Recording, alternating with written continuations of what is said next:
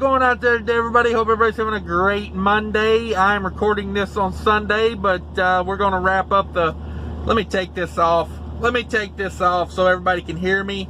I'm like Mr. Rogers. Let me take off my outerwear so I can come in and talk to my neighbors. Let's talk about this week. And yes, I've caved in. I'm wearing a mask in public. I just don't want to make anybody's life harder than it has to be. Seen a guy arguing with an employee in a gas station earlier today about wearing a mask, and she was like, hey, it's just company policy. You got to be wearing a mask if you're going to be in here. If you don't like it, you don't have to shop there. Like that person working at the gas station doesn't need to know your political opinions on masks and whatnot. So I'm wearing a mask to make their lives easier, so they don't have to tell me to wear a mask. So that's where I'm at with it. I'm just doing it trying to make the employees at these places. I did hear a Love's employee say the other day that Love's is about to make it corporate, where to get served in Love's you have to have on a mask. So heads up, that could be coming. I did hear that from a cashier, so I don't know if that's coming from I didn't hear that from the corporate office. So anyway, let's get down to business. I did 3 loads this week, 3 short loads. 2,173 total miles. Now that reefer rates are starting to come up and look a little better, I'm going to really try to get into some good paying loads. Of course, I try to get into that all the time, but it don't always work. Anyway, good week, good revenue, 3 loads, 1 really short load. The first load I did was Michigan to Ohio. I did a video about that. If you want to check that out, that'll be in a previous playlist, or you can just go back and look for it. That was a good load, really short, 264 total miles, $11.25 revenue on that, $900, just to give you a little quick recap.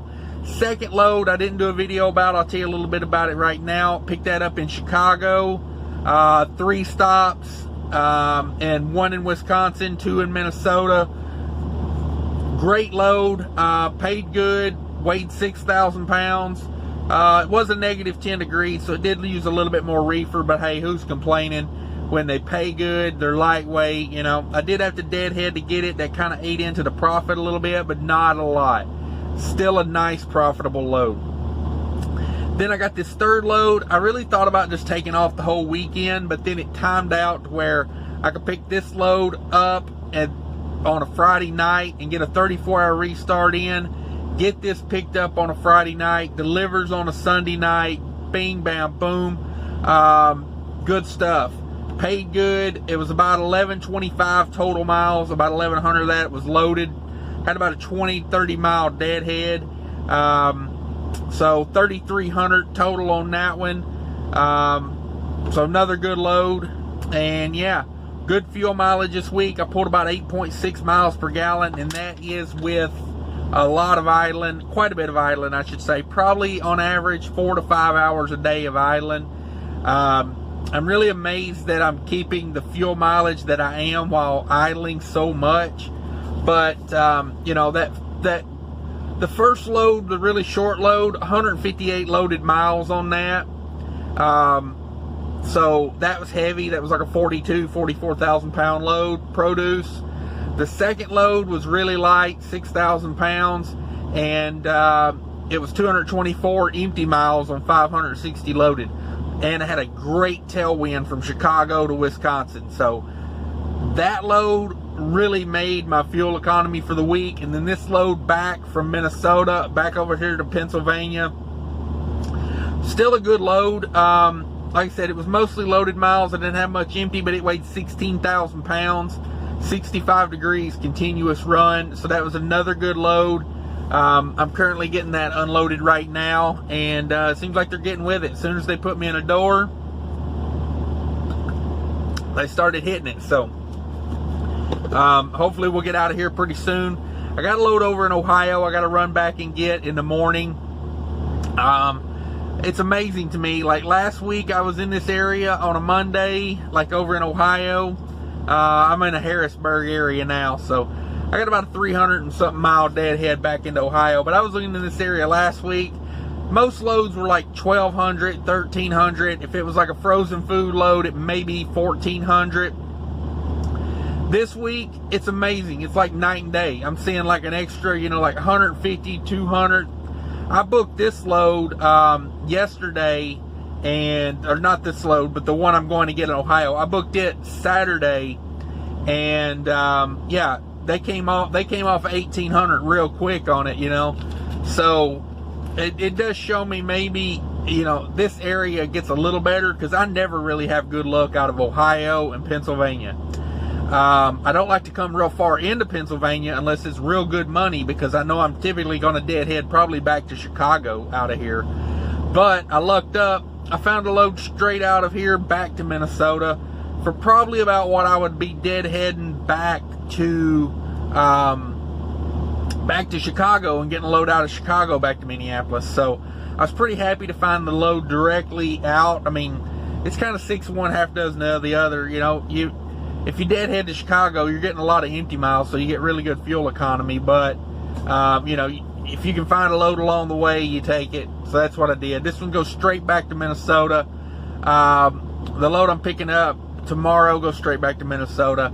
And it goes probably, I don't know, maybe ballpark, maybe 30 minutes from the house.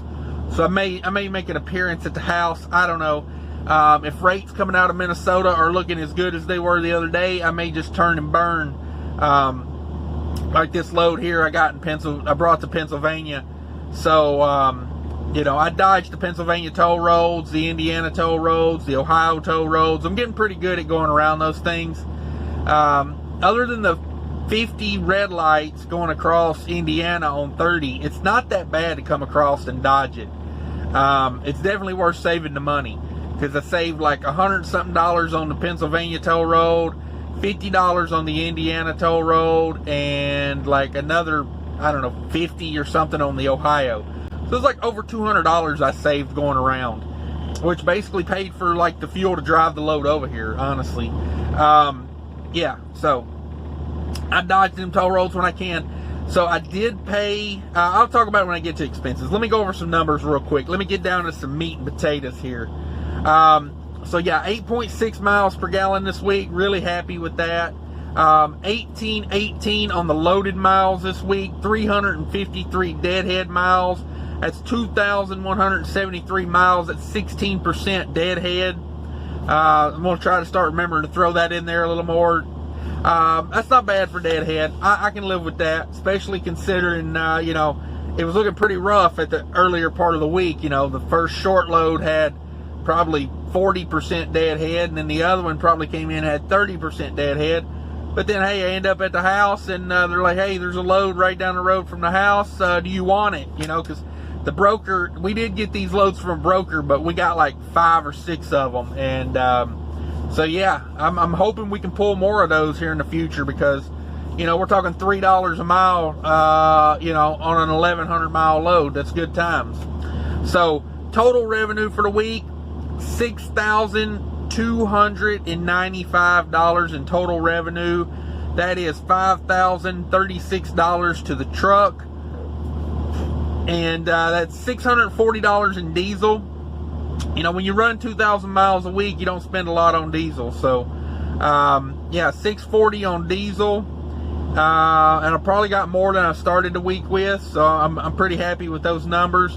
$149 on reefer. I did have to fill, I switched trailers the other day when the other trailer broke down, grabbed a different trailer, and that trailer was at about half fuel, so filling it up cost me about $50. So of that $149 I spent on reefer, about 50 of that goes to filling this one up. And this was a start-stop load at 65 degrees, so it's pretty much still full. $23 in DELF, $61 in tolls. Those are Illinois toll roads, and it just worked out where it was better to go. Normally I would drop down 39 and go across 80, but the way it worked out this time was if I went the toll road, I had a fuel stop on the toll road where I could save 21 cents a gallon. So I told myself, well, if I buy 200 gallons, which is, you know, about what I needed to fill up was 200 gallons.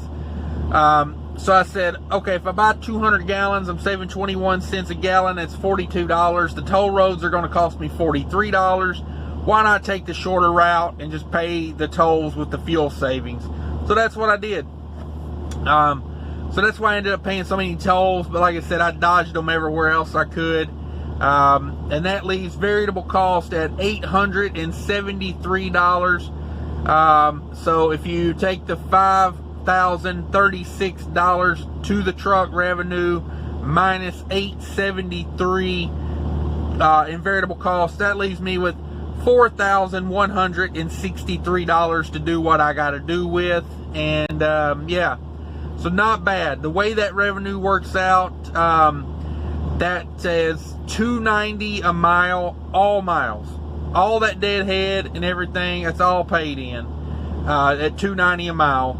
To the truck, $2.32 a mile to the truck this week.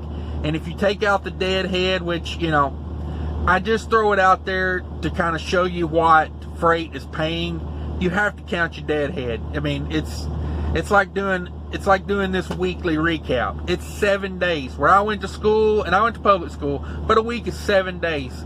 Not, you know, 8, 9, 10, how many ever days it takes to make your numbers look good. A week is 7 days. But I will throw it out there just to give you an idea of where reefer rates are right now. Loaded miles, that is $3.46 a mile loaded miles. So, you know, hopefully to God they don't shut this country down again, and I can start turning some 3,000, 3,500 mile weeks at $3.50 a mile, and you know, all miles at $2.90 a mile. That's good times. Like $2.32 a mile. You know, if I turn 3,000 miles a week, that's like $7,000 to the truck. So hopefully that's where we're fixing to be, with reefer rates continuing to go up, and hopefully I can stay in some good zones and make it all work, because you know, that's what I'm out here for, to make money, not to make YouTube videos to say I made money, but I'm actually out here to make money. But I appreciate everybody watching my YouTube videos, and like, share, subscribe, all that fun stuff if you could for me. Yeah, I don't know, did I say the final number? 5,036 minus 837 leaves me 4,163, just to recap it, to do what I got to do with. If you could hit that like, share, subscribe button, send this over to somebody if you know they want to be an owner operator. You know, throw this over there to them and say, hey, you know, like, here's you some numbers you can go by. But I will say this, don't just go by my numbers. There are lots of people that put out numbers on YouTube. Some of them, you know, some of them put them out kind of like weird, so it's kind of hard to tell, you know, like they don't say all miles. They say, like, you know, I don't know, if you're getting $4 a mile but you're deadheading 50%, you're really getting $2 a mile. So be wary of that. You know, watch guys that don't tell you about the deadhead and things like that, because you know, it's just not a good way to try to figure out what you're going to make as a business owner by doing it that way. But anyway, there's some other people on YouTube that put out numbers. Be sure to check them out. That way you can compare numbers and, you know, get a better idea. But anyway, like, share, subscribe, and take care of each other out there. Later.